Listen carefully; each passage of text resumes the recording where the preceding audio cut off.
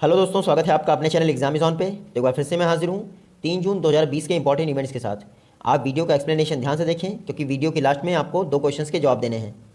पहला क्वेश्चन है, अरब सागर में रिसेंटली निसर्ग नाम का एक साइक्लोन आया है। आपको बताना है निसर्ग नाम किस कंट्री के द्वारा दिया गया है। तो निसर्ग नाम आपके दिया गया है बांग्लादेश के द्वारा।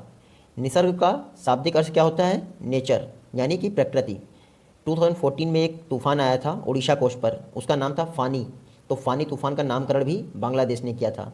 देखिए, 1902 के बाद पहली बार ऐसा हुआ है कि लगातार 2 वर्षों में जून के महीने में अरब सागर में तूफान आया है। क्योंकि लास्ट ईयर आपको याद ही होगा वायु करके एक तूफान आया था और इस बार निसर्ग आ गया है। इसके पहले ये घटना जो है 1902 में हुई थी, आप याद रखिएगा। जो इंडियन ओशन रीजन है यानी IOR रीजन, इसमें तूफानों का नामकरण कौन करता है? तो IMD, इंडियन मेट्रोलॉजिकल डिपार्टमेंट। अप्रैल 2020 में इसने 160 नेम सजेस्ट किए थे। टोटल 13 कंट्रीज़ के लिए ये नेम थे, यानी एक कंट्री पर टोटल 13 नेम थे। तो 13 कंट्रीज़ और 160 नेम सजेस्ट किए गए थे अप्रैल 2020 में। किसके द्वारा? IMD, Indian meteorological department. मैं आपको बता दूं, जो IMD है इसकी स्थापना हुई थी 1875 में। Department of ministry of earth sciences, जिसके मिनिस्टर कौन है? डॉक्टर हर्षवर्धन, उसके अंतर्गत ये कार्य करता है। और वर्तमान में डायरेक्टर जनरल कौन है? मृत्युंजय मोहपात्रा जी यहाँ के डायरेक्टर जनरल हैं। और हेडक्वार्टर आप याद रखिएगा IMD का है न्यू दिल्ली में। तो इस बार आया है आपका निसर्ग। नाम मैंने आपको बता दिया, बांग्लादेश द्वारा दिया गया है। इसका वास्तविक अर्थ होता है नेचर, और अरब सागर में आया है, जबकि महाराष्ट्र को अफेक्ट करेगा। ये है हमारा next question. Recently George Floyd के निधन के बाद किस कंट्री में एक बड़े पैमाने पर प्रोटेस्ट उठ खड़ा हुआ है? तो बता दूं, रिसेंटली USA में जॉर्ज फ्लॉयड की डेथ के बाद एक बहुत बड़ा प्रोटेस्ट चल रहा है। क्यों? क्योंकि आप यहाँ देख लीजिए, एक पुलिसमैन ये है और नीचे ये जॉर्ज फ्लॉयड है। पुलिसमैन ने जो है घुटना रख के इनकी हत्या कर दी है। तो अमेरिका में जो है अश्वेत नागरिकों के खिलाफ, यानी जो ब्लैक पीपल होते हैं उनके खिलाफ जो है भेदभाव बढ़ता ही जा रहा है। कुछ दिन पहले आपको याद होगा इंडिया के विषय में अमेरिका ने एक रिपोर्ट जारी की थी कि रिलीजियस हार्मनी बिगड़ रही है इंडिया में। हालांकि मैं आपको बता दूं, इंडिया तो ठीक है फिर भी, क्योंकि हम लोग जो है रंग भेद बिल्कुल नहीं करते हैं। लेकिन अमेरिका में रंग भेद बहुत ज़्यादा चलता है। तो रिसेंटली जॉर्ज फ्लॉयड का निधन हो गया और कल वहाँ पर विद्रोह प्रदर्शन इतना ज़्यादा बढ़ गया था कि अमेरिका के राष्ट्रपति डोनाल्ड ट्रंप को व्हाइट हाउस के बंकर में छिपना पड़ गया था। इससे पहले मैं आपको बता दूं, मार्टिन लूथर किंग जो अफ्रीकन ओरिजिन के अमेरिकन लेजिस्लेटर थे, उनकी हत्या कर दी गई थी 1968 में। उसके बाद इसी बड़े पैमाने का प्रोटेस्ट देखा गया था। तो अब जॉर्ज फ्लॉयड की हत्या कर दी गई है, तो फिर से एक बड़े पैमाने का प्रोटेस्ट देखा जा रहा है अमेरिका में, आप याद रखिएगा। नेक्स्ट क्वेश्चन है, रिसेंटली तेलंगाना ने अपना 6th फाउंडेशन डे किस तारीख को मनाया है? तो 2 जून को तेलंगाना ने अपना 6th फाउंडेशन डे मनाया है, क्योंकि 2 जून 2014 को आंध्र प्रदेश रीऑर्गेनाइजेशन एक्ट 2014 के द्वारा तेलंगाना और आंध्र प्रदेश को डिवाइड कर दिया गया था। इसीलिए 2 जून को हर वर्ष तेलंगाना दिवस के रूप में मनाया जाता है। तेलंगाना इंडिया का यंगेस्ट स्टेट है, आप याद रखिएगा। जो नया स्टेट तेलंगाना बनाया था, इसको पुरानी कैपिटल दे दी गई थी आंध्र प्रदेश की, यानी हैदराबाद। और जो आंध्र प्रदेश है उसको एक नई कैपिटल दी गई थी, अमरावती। तो आप याद रखेंगे। बात करें अगर तेलंगाना की, तो इसके CM कौन है? के चंद्रशेखर राव इसके CM है। और यहाँ के गवर्नर हैं तमिल साई सुंदरराजन। देखिए, तेलंगाना में जो हैदराबाद है वहाँ पर गोलकुंडा का फोर्ट है, उसके विषय में बहुत पूछा जाता है एग्जाम में। तो आप याद रखिएगा, Golconda fort, Hyderabad. Next question है, मूडीज़ के अनुसार इंडिया की नई सोवरेन रेटिंग क्या है? रिसेंटली मूडीज़ ने इंडिया की सोवरेन रेटिंग डाउनग्रेड कर दी है। पहले ये Baa2 थी, अब ये घटाकर कर दी है इन्होंने Baa3। देखिए, ये इन्वेस्टमेंट रैंक की बिल्कुल लोवेस्ट रेटिंग है, आप देखिएगा। इसके बाद अगर इंडिया डाउन हो जाता है तो इसका मतलब इंडिया इन्वेस्ट के लिए ठीक नहीं है कंट्री के तौर पर। तो आप देखिएगा, रिसेंटली मूडीज़ ने कई सारी कंट्रीज़, लगभग 35 कंट्रीज़ की रेटिंग रिवाइज़ की थी, जिसमें इंडिया की रेटिंग इन्होंने घटाकर Baa3 कर दी है, आप देखिएगा। इससे पहले 2017 में इंडिया की रेटिंग इन्होंने अपग्रेड की थी, Baa2 की थी। उससे पहले भी इंडिया की यही रेटिंग थी। तो आप याद रखिएगा, मूडीज़ ने इंडिया की रेटिंग डाउन कर दी है। मूडीज़ की बात करें तो 1909 में इसकी स्थापना हुई थी। जब हमारे यहाँ मॉडल मिंटो रिफॉर्म आए थे तब मूडीज़ की स्थापना हुई थी। इसका हेडक्वार्टर है न्यूयॉर्क में। और इसके CEO कौन है? तो रेमंड W मैकडेनियल हैं इसके CEO, चीफ एग्जीक्यूटिव ऑफिसर। ये क्वेश्चन है, आपको बताना है CMIE यानी centre for monitoring Indian economy की रिपोर्ट के अनुसार मई 2020 में इंडिया का अनएम्प्लॉयमेंट रेट यानी बेरोजगारी दर कितना रहा? तो मई 2020 में इंडिया का अनएम्प्लॉयमेंट रेट रहा 23.48%। जो अप्रैल था उसमें अनएम्प्लॉयमेंट रेट कितना रहा? 23.52%। तो आप एवरेज मान सकते हैं कि लगभग ये 23.5% के आसपास इंडिया का अनएम्प्लॉयमेंट रेट चल रहा है। देखिए जो CMIE है, ये एक नॉन गवर्नमेंट एजेंसी है, अनएम्प्लॉयमेंट का डाटा जारी करती है। इसने कहा कि मार्च यानी लॉकडाउन से पहले ये अनएम्प्लॉयमेंट रेट 8.75 था इंडिया का, लेकिन जैसे ही लॉकडाउन लगा उसके बाद इंडिया में अनएम्प्लॉयमेंट बढ़ गया और ये मई आते आते लगभग 23.5 के आसपास पहुंच गया। तो आप याद रखिएगा। हालांकि इन्होंने ये भी बताया है कि जैसे ही लॉकडाउन में धीरे धीरे ईजनेस दी जा रही है, अभी आपके मई के लास्ट में, तो उन्होंने बताया है कि एम्प्लॉयमेंट रेट वापस 27.2 से बढ़कर 29.2% हो गया है। साथ ही साथ लेबर पार्टिसिपेशन जो 35.6% था वो भी बढ़कर 38.2% हो गया है। तो लेबर पार्टिसिपेशन का एक कारण ये भी हो सकता है कि मनरेगा में काम दिया जा रहा है, इसलिए ये बढ़ गया हो। तो आप याद रखिएगा। इन्होंने अनएम्प्लॉयमेंट का आंकड़ा जारी किया मई 2020 के लिए। इन्होंने बताया कि हाईएस्ट अनएम्प्लॉयमेंट तमिलनाडु और उसके बाद झारखंड और उसके बाद बिहार में देखा गया, वहीं लोवेस्ट अनएम्प्लॉयमेंट पंजाब, छत्तीसगढ़ और तेलंगाना में देखा गया। तो आप ये याद रखेंगे। CMIE मैंने अभी आपको बताया, centre for monitoring Indian economy, ये एक नॉन गवर्नमेंट एजेंसी है। नेक्स्ट क्वेश्चन है, रिसेंटली जो फिनेंशियल ईयर 21 के लिए पैडी या राइस क्रॉप की MSP जारी की गई है, आपको बताना है कि नई MSP क्या है। तो देखिए हर बार सीजन स्टार्ट होने से पहले उस सीजन के लिए MSP जारी की जाती है। अब खरीफ का सीजन स्टार्ट हो रहा है तो खरीफ की 14 फसलों के लिए MSP जारी कर दी गई है इंडियन गवर्नमेंट के द्वारा। इस बार जो पैडी या फिर आप चावल की फसल कहते हैं उसके लिए MSP डिसाइड की गई है 1868 रुपये यानी 1868 रुपीज़। लास्ट टाइम ये कितनी थी 1815, यानी लगभग 53 रुपीज़ का ग्रोथ देखा गया है। देखिए MSP Indian government total 22 crops के लिए जारी करती है, जिसमें आपकी 14 होती हैं खरीफ की और 6 होती हैं आपकी रबी की। उसके अलावा 2 बचती हैं जो आपकी कॉमर्शियल क्रॉप्स होती हैं। इस बार जो MSP जारी की गई है उसमें मैक्सिमम इंक्रीज़ अगर कॉस्ट वाइज देखा जाए कि कॉस्ट की लागत के हिसाब से मैक्सिमम फ़ायदा किसको होगा, तो बाजरा के लिए 83% कॉस्ट की लागत के हिसाब से MSP में हाइक देखा जा रहा है। इसके अलावा अगर वैल्यू के हिसाब से बात करें कि वैल्यू के हिसाब से हाईएस्ट MSP इंक्रीज़ किसका है, तो नाइजर सीड में हाईएस्ट इंक्रीज़ है MSP में, जिसको आप राम तिल भी कहते हैं, लगभग 755 रुपीज़ का। तो आप याद रखेंगे MSP मैंने आपको बता दिया टोटल 22 क्रॉप्स के लिए जारी की जाती है। और ये किसके सजेशन पे जारी की जाती है, तो CACP commission for agriculture cost and price के सजेशन पर सेंट्रल गवर्नमेंट हमेशा सीज़न से पहले उस सीज़न के लिए MSP जारी करती है। तो इस बार खरीफ का सीज़न स्टार्ट हो रहा है तो टोटल 14 जो खरीफ क्रॉप्स हैं उनके लिए MSP जारी की गई है। देखा जा रहा है कि लगभग एवरेज माना जाए तो लगभग 53 रुपीज़ से लेकर 300 रुपीज़ तक का ग्रोथ देखा जा रहा है। नेक्स्ट क्वेश्चन है, पेट्रोलियम मिनिस्टर ने रिसेंटली कितने CNG स्टेशन राष्ट्र को यानी नेशन को डेडिकेट किए हैं। तो रिसेंटली 56 CNG स्टेशन यानी कंप्रेस्ड नेचुरल गैस स्टेशन हमारे पेट्रोलियम मिनिस्टर धर्मेंद्र प्रधान जी ने इनॉग्रेशन कर दिया है, देश को समर्पित कर दिए हैं। ये टोटल जो 56 स्टेशन हैं 11 स्टेट्स में डिवाइड होंगे, आप याद रखिएगा। इसके अलावा धर्मेंद्र प्रधान जी ने घोषणा की है कि जल्द से जल्द 72% पॉपुलेशन को और 53% जियोग्राफिकल एरिया को सिटी गैस डिस्ट्रीब्यूशन नेटवर्क के अंतर्गत कवर किया जाएगा। तो आप याद रखिएगा, सिटी गैस डिस्ट्रीब्यूशन नेटवर्क के अंतर्गत 53% जियोग्राफिकल एरिया और 72% पॉपुलेशन को कवर किया जाएगा। ये हमारे धर्मेंद्र प्रधान जी ने घोषणा की है, जो कि पेट्रोलियम मिनिस्टर हैं। नेक्स्ट क्वेश्चन है, कैरेट इंडिया मीडिया फर्म की नई CEO कौन अपॉइंट हुई हैं। तो recently Anita Kotwani ji Carat India media firm की नई CEO अपॉइंट हुई हैं। इससे पहले Anita Kotwani ji Mindshare India media firm में कार्य करती थी। जो आपकी कैरेट इंडिया मीडिया फर्म है ये कहाँ स्थित है, गुरुग्राम में स्थित है। गुरुग्राम मतलब हरियाणा। नेक्स्ट क्वेश्चन है हमारा, रिसेंटली आपको बताना है किस स्टेट ने 10 लाख नए एम्प्लॉयमेंट जनरेट करने के लिए इंडस्ट्रीज़ एंड बिजनेस चैम्बर के साथ एग्रीमेंट पर हस्ताक्षर किए हैं।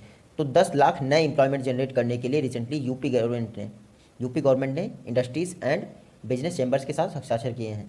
मैं आपको बता दूं कुछ दिन पहले ही यूपी इंडिया का पहला स्टेट हो गया था जिसने 1 लाख कोविड-19 बेड स्थापित किए थे। तो अब यूपी गवर्नमेंट ने 10 लाख नए एम्प्लॉयमेंट जनरेट करने के लिए इंडस्ट्रीज़ और बिजनेस चैम्बर के साथ एग्रीमेंट पर साइन कर दिया गया है। और इसका मोटो क्या है जो उन्होंने साइन किया है, इसका मोटो है हर हाथ को काम हर घर में रोजगार। तो इस मोटो पर काम करेंगे इसके अंतर्गत। तो आप देखिएगा मेन पर्पज़ है MSME सेक्टर में ये रोज़गार प्रोवाइड किए जाए लोगों को, ताकि MSME सेक्टर को ही बूस्ट मिले। तो यूपी का जो MSME डिपार्टमेंट है उसने इंडस्ट्रीज़ बिजनेस चैम्बर के साथ साइन किया है इस एग्रीमेंट पे। बात करें अगर यूपी गवर्नमेंट की तो CM है हमारे योगी आदित्यनाथ जी। गवर्नर कौन है, आनंदीबेन पटेल जी। देखिए यूपी इंडिया का वो स्टेट है जहाँ पर इंडिया की फर्स्ट फीमेल चीफ मिनिस्टर बनी थी, कौन, सुचेता कृपलानी जी। और फर्स्ट फीमेल गवर्नर भी यूपी में ही बनी थी, सरोजिनी नायडू जी। तो हमेशा पता रखिएगा ये यूपी है, इसकी जो कैपिटल लखनऊ है, ये है आपकी गोमती नदी के तट पर। साथ ही यूपी में एकमात्र नेशनल पार्क है जिसका नाम है Dudhwa national park. Next question देखते हैं। आपको बताना है रिसेंटली किस स्टेट गवर्नमेंट ने 17,000 करोड़ 17,000 करोड़ की आजीविका हस्तक्षेप योजना लॉन्च की है। तो रिसेंटली उड़ीसा गवर्नमेंट ने, एक्चुअली कैबिनेट ने अप्रूवल दे दिया है आजीविका हस्तक्षेप योजना के लिए। 17,000 करोड़ की ये योजना है जो मार्च 2022 तक चलेगी। अब ये स्टार्ट हो जाएगी और मार्च 2020 तक चलेगी। मैं बता दूं आपको, इसमें क्या होगा, जो माइग्रेंट वर्कर्स हैं या फिर लेबरर्स हैं उनके लिए जॉब क्रिएशन किया जाएगा। मेन फोकस उन पे ही होगा, उनका लाइवलीहुड, उनका जीवन यापन बेहतर कैसे हो सके, इस पर फोकस किया जाएगा इस योजना के तहत। तो आप देखिएगा महामारी से प्रभावित जितने लोग हैं उनके लाइवलीहुड पे फोकस किया जाएगा आजीविका हस्तक्षेप योजना के अंतर्गत उड़ीसा गवर्नमेंट के द्वारा। इसके अलावा एक और न्यूज़ उड़ीसा से रिलेटेड चल रही है कि रिसेंटली जल जीवन मिशन के अंतर्गत सेंट्रल गवर्नमेंट ने उड़ीसा को 812 करोड़ रुपीज़ दिए हैं, यानी 812 करोड़ रुपए दिए हैं। कुछ दिन पहले मैंने आपको बताया था छत्तीसगढ़ सरकार को सेंट्रल गवर्नमेंट ने 445 करोड़ रुपीज़ दिए थे जल जीवन मिशन के अंतर्गत। तो आप देखिएगा जल जीवन मिशन का टारगेट क्या है, 2024 तक 100% हाउस होल्ड को पाइप्ड ड्रिंकिंग वाटर प्रोवाइड करना। तो आप देखिएगा जल जीवन मिशन के अंतर्गत उड़ीसा गवर्नमेंट को रिसेंटली 812 करोड़ रुपए दिए गए हैं सेंट्रल गवर्नमेंट के द्वारा। कुछ दिन पहले आपको याद होगा मो जीवन पहल और मो प्रतिभा पहल भी उड़ीसा में स्टार्ट हुई थी। उड़ीसा के सीएम कौन है, नवीन पटनायक जी हैं, जिनको रिसेंटली पेटा ने एनिमल अवार्ड दिया था। आप देखिएगा गवर्नर हैं उड़ीसा के गणेशी लाल जी। उड़ीसा का व्हीलर द्वीप बहुत फेमस है जहाँ से मिसाइल टेस्ट की जाती है, इसका रिसेंटली नाम बदलकर अब्दुल कलाम आइलैंड रख दिया गया था। और मैं आपको बता दूं उड़ीसा में इंडिया की और एशिया की लार्जेस्ट सॉल्ट वाटर लेक है जिसका नाम क्या है, चिल्का लेक। ये सारे फैक्ट उड़ीसा से रिलेटेड इंपॉर्टेंट थे, आप याद रखिएगा। नेक्स्ट क्वेश्चन है, रिसेंटली आरबीआई ने केवाईसी नॉर्म्स वायलेशन के लिए 4 करोड़ रुपीज़ का फाइन किस पर इम्पोज किया है। तो सिटी बैंक पर इम्पोज किया गया है 4 करोड़ का फाइन आरबीआई के द्वारा। इसके अलावा आरबीआई ने बैंक ऑफ बड़ौदा पर भी 6 करोड़ का फाइन लगाया है। तो ये इंपॉर्टेंट नहीं है किन सारी बैंक्स पे लगा रहा है, हालांकि ये चर्चा में था इसलिए मैंने ले लिया। बात करते हैं हम आरबीआई की। तो हिल्टन यंग कमीशन की सिफारिश पर आरबीआई एक्ट 1934 के द्वारा 1 अप्रैल 1935 को आरबीआई की स्थापना हुई थी। कहाँ, कोलकाता में। बाद में 1937 में इसका हेडक्वार्टर मुंबई ट्रांसफ़र कर दिया गया था। 1949 में आरबीआई का नेशनलाइजेशन हुआ था और इसी वर्ष बैंकिंग रेगुलेशन एक्ट भी पास हुआ था। कई बार एग्जाम में पूछते हैं कि जो शेड्यूल कॉमर्शियल बैंक होती हैं वो आरबीआई की किस शेड्यूल में लिस्ट होती हैं। तो आरबीआई की सेकंड शेड्यूल में लिस्ट होती है आपकी शेड्यूल कॉमर्शियल बैंक। आरबीआई के फर्स्ट गवर्नर कौन थे, तो ऑसबॉर्न स्मिथ आरबीआई के फर्स्ट गवर्नर थे। पहले भारतीय गवर्नर थे सीडी देशमुख जी, आप याद रखिएगा पहले भारतीय governor CD Deshmukh.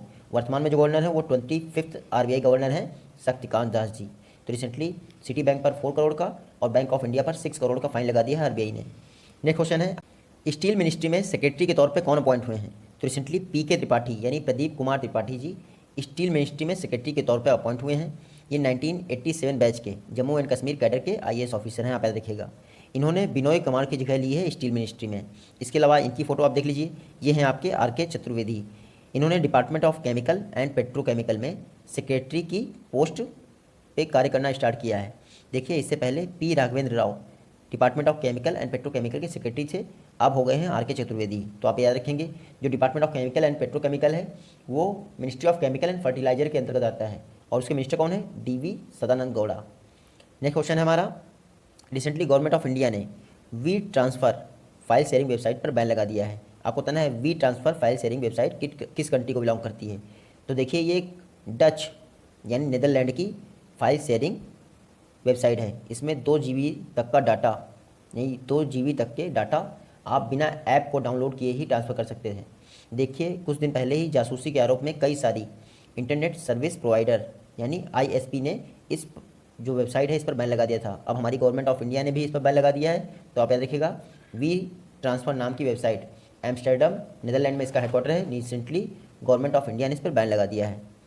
Next question है, एमएसएमई सेक्टर के लिए चैंपियंस प्लेटफॉर्म ये किसके द्वारा लॉन्च किया गया है। तो हमारे प्राइम मिनिस्टर मोदी जी ने एमएसएमई सेक्टर्स की जितनी भी ग्रीवेंसेस हैं उनको सुनने के लिए और उनका सोल्यूशन देने के लिए recently champions technology platform launch किया है। चैंपियंस का फुल फॉर्म क्या है, creation and harmonious application of modern process for increasing the output and national health. ये है चैंपियंस का प्लेटफॉर्म। देखिए जो चैंपियंस है ये एमएसएमई मिनिस्ट्री के अंतर्गत वन स्टॉप सोल्यूशन होगा जो स्मॉल यूनिट्स की हर तरह की प्रॉब्लम पर ध्यान देगा। तो आप याद रखिएगा चैंपियंस टेक्नोलॉजी प्लेटफॉर्म हमारे प्राइम मिनिस्टर मोदी जी ने लॉन्च किया है एमएसएमई सेक्टर्स के लिए। एमएसएमई मिनिस्टर कौन होते हैं? तो नितिन गडकरी, आप इतना याद रखिएगा। नेक्स्ट क्वेश्चन देखते हैं। बॉबी जॉय मोरो, रिसेंटली इनका निधन हो गया। आपको बताना है किस कंट्री के फेमस स्प्रिंटर थे? तो यूएसए यानी अमेरिका के फेमस स्प्रिंटर थे।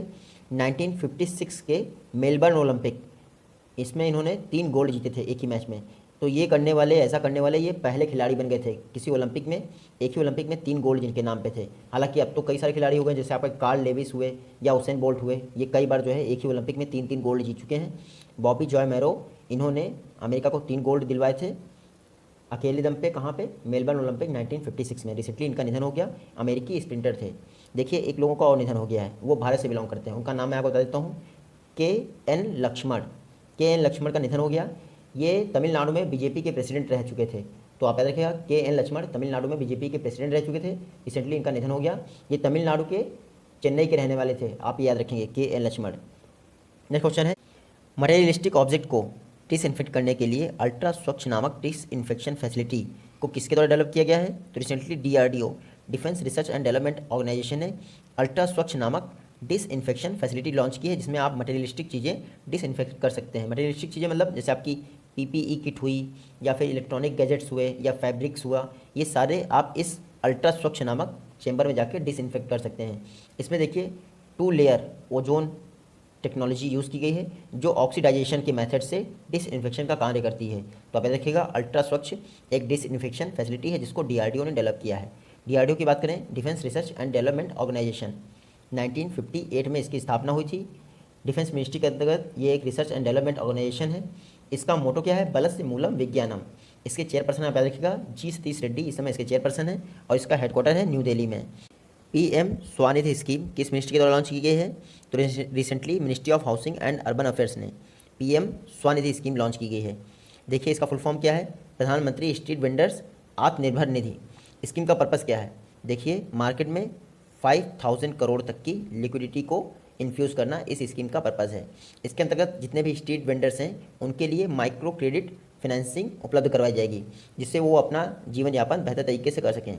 लॉकडाउन के दौरान उनके बिजनेस ठप पड़ गए हैं, तो अपना बिजनेस रीस्टार्ट करने के लिए इस स्कीम के अंतर्गत अफोर्डेबल लोन ले सकते हैं। आप देखिएगा इस स्कीम के द्वारा 50 लाख स्ट्रीट वेंडर को फ़ायदा पहुँचाया जाएगा और इस स्कीम में 10,000 रुपीज़ तक का लोन दिया जाएगा प्रत्येक आपके स्ट्रीट वेंडर को, जो उसको 1 वर्ष में यानी 12 महीनों में रीपे करना पड़ेगा। अगर वो टाइमली रीपे करता है तो 7% तक का इंटरेस्ट सबवेंशन भी दिया जाएगा गवर्नमेंट ऑफ इंडिया के द्वारा, डायरेक्ट बेनिफिट ट्रांसफ़र के द्वारा।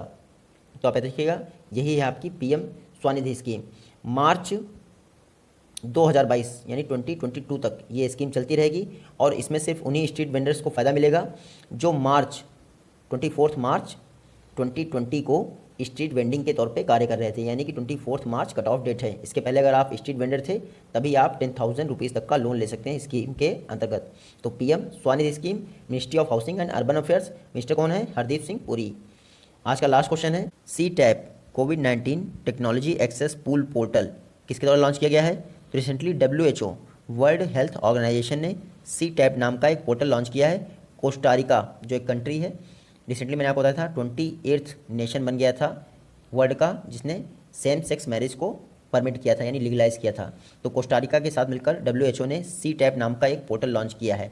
इसमें क्या होगा? कोविड-19 को कॉम्बैट करने के लिए जितनी भी टेक्नोलॉजीज़ या साइंटिफिक मैनर डेवलप किए गए हैं ऑल ओवर वर्ल्ड में, उन सबको एक प्लेटफॉर्म पर लाया जाएगा और ये यूनिवर्सली अवेलेबल होगा, यानी कोई रोक टोक नहीं होगी। ग्लोबल पब्लिक रिक्वायरमेंट के तौर पर देखा जा रहा है, इसलिए ये जो है यूनिवर्सली अवेलेबल होगा आपका CTAP पोर्टल। अभी तक 30 कंट्रीज़ इसमें पार्टिसिपेट कर चुकी हैं। तो आप याद रखिएगा CTAP यानी कोविड-19 टेक्नोलॉजी एक्सेस पूल WHO ने कोस्टारिका की मदद से डेवलप किया है। बात करें अगर WHO की, तो 7 अप्रैल 1948 को WHO की स्थापना हुई थी। हेडक्वार्टर है इसका जिनीवा, स्विट्ज़रलैंड में। इसके डायरेक्टर जनरल कौन है? टेड्रोस एडहानम, जो इथियोपिया से बिलोंग करते हैं, वो हैं इसके director general. Deputy director general आप याद रखिएगा सौम्या स्वामीनाथन जी हैं, जो चेन्नई से बिलोंग करती हैं। ये प्रीवियस वीडियो के क्वेश्चन हैं, आई होप आप सभी ने सॉल्व किए होंगे और ये आज की वीडियो से क्वेश्चन हैं, आप सभी लोग आसानी से इसका जवाब दे पाएंगे। मिलते हैं आपसे अपनी नेक्स्ट वीडियो में, तब तक के लिए take care, goodbye and जय हिंद।